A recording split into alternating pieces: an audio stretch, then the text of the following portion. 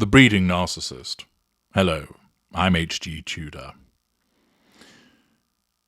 As you know from my work, the narcissist is compelled, driven, controlled even, by the pursuit of the prime aims. Where narcissists myself know that's what drives us. We may not all call it by the same terminology, but it amounts to the same thing. The vast majority of narcissists are unaware and therefore don't realise that they are driven by the need to pursue the prime aims. Sex is a weapon of mass destruction, and in my brilliant book, Sex and the Narcissist, which if you haven't read you really ought to, you'll learn how sex is used to get to those prime aims. And if you will, an adjunct of that is the issue of children and pregnancy. Essentially, there are three positions that relate to the narcissist when it comes to the issue of pregnancy and children. There are some narcissists who have no interest in all at becoming a mother or a father and ensure that it doesn't happen. I find myself within that group. I've explained elsewhere why certain narcissists behave in that fashion. There are others that use the issue of impregnation as a means for control. If a male narcissist, they look to get people pregnant quickly in order to control them, or where female become pregnant quickly again in order to gain that control. The narcissism dresses it up as being completely in love with that individual, and why would you not want to have a child with someone that you adore and cherish? But of course, it all becomes sour when the devaluation occurs, and the children not only find themselves caught up in the battle between narcissist and non-narcissist, but they are used as tools and appliances by the narcissist, not only with regard to control over them themselves, but as stepping stones to get to the intimate partner primary source. I've spoken about that in another video separately, and I've also explained about the situation with regard to whether narcissists love their children. There is also a third group, those that play fast and loose with the concept of getting somebody pregnant or becoming pregnant. They are not necessarily in favour of becoming a parent, but they don't do anything to ensure that it doesn't happen, instead showing a lack of accountability, both in terms of having sex without taking precautions, and then, in the instance of having children, when pregnancy arises, walking away from their responsibilities. Now, of course, it's not always a narcissist that might behave in such a way as to, for instance, become pregnant or get somebody pregnant, and where the individual has got somebody pregnant, not stand up to their obligations and not be accountable for the child. But more often, it is a narcissist that will behave that way. And here we have an example of a rather fertile narcissist, breeding narcissist, who behaves in a particular way, which not only demonstrates his narcissism, but also has it underpinned by a variety of other acts. Neil Lawman, a 51-year-old IT consultant, was outed after a single mother unravelled his lies and alerted others on Facebook, who had also been left to support their families alone. Ben Ellery writes about this individual in the Times. 2 days after Father's Day, Tina Mayer posted a photograph of a pink and yellow card made by her 6-year-old daughter on a Facebook self-help group for single mothers.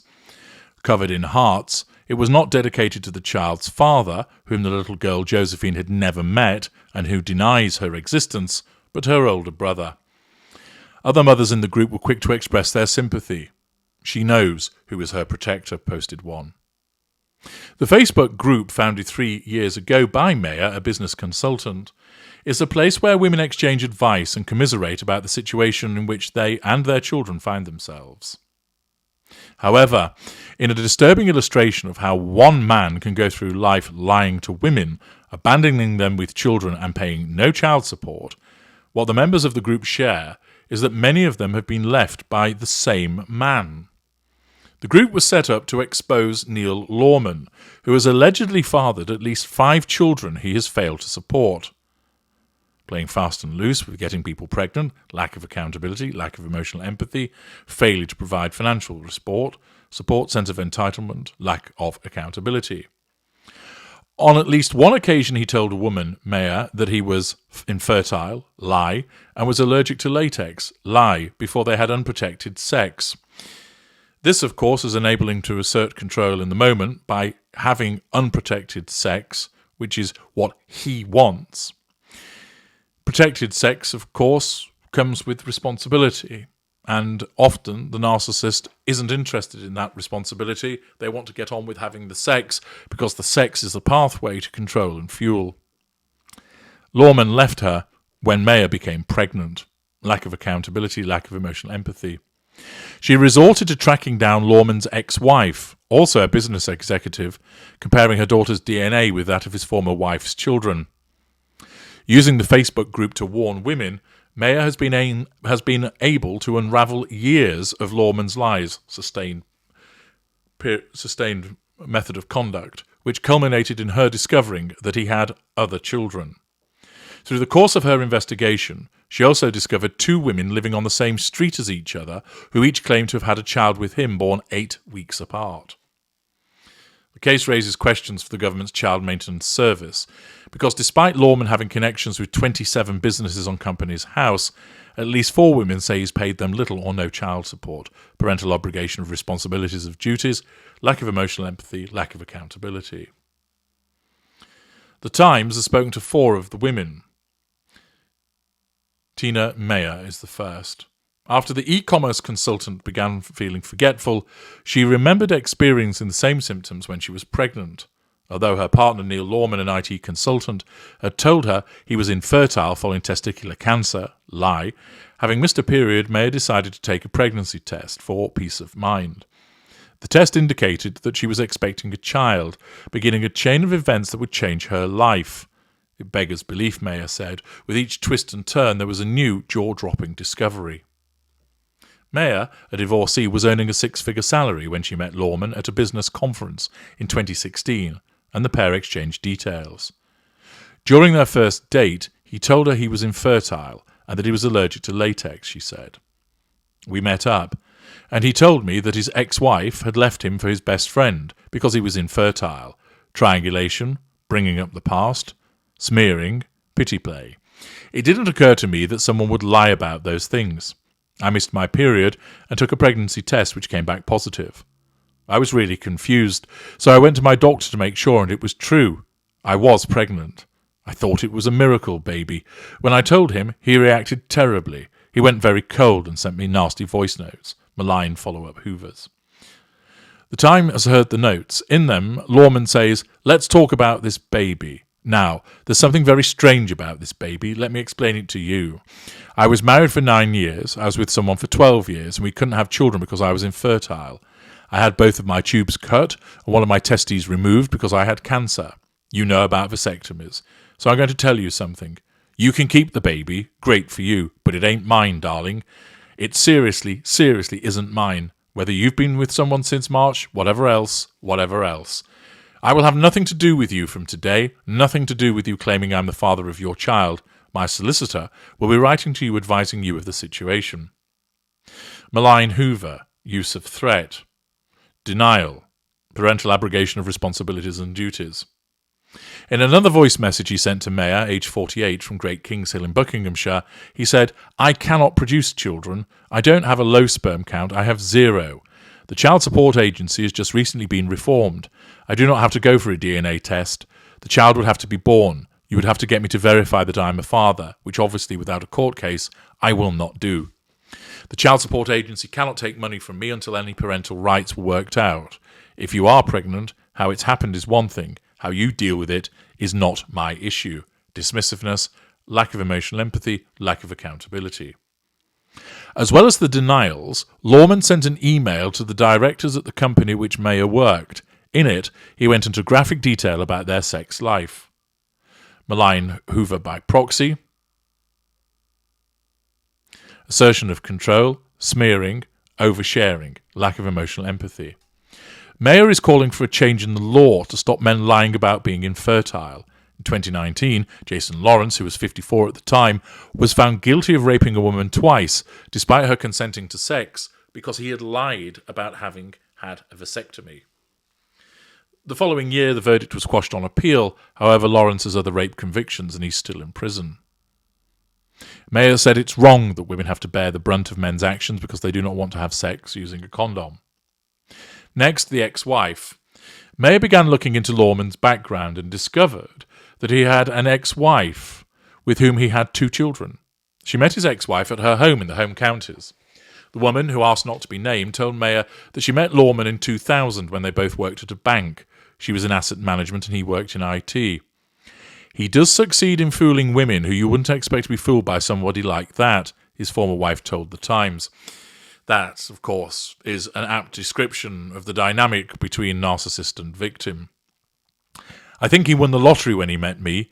He used to come to my parents' place aboard 2 or 3 times a year. Asset appropriation. They would pay for his flights, freeloading, sense of entitlement.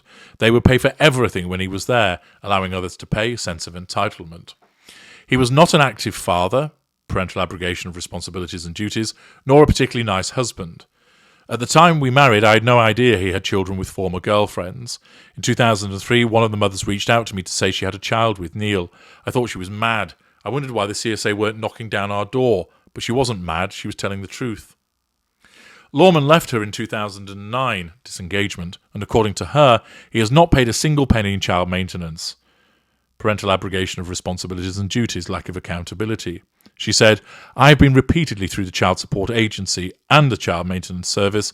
I've been to my MP at the time, the late Cheryl Gillan, and she raised issues with the Department for Work and Pensions.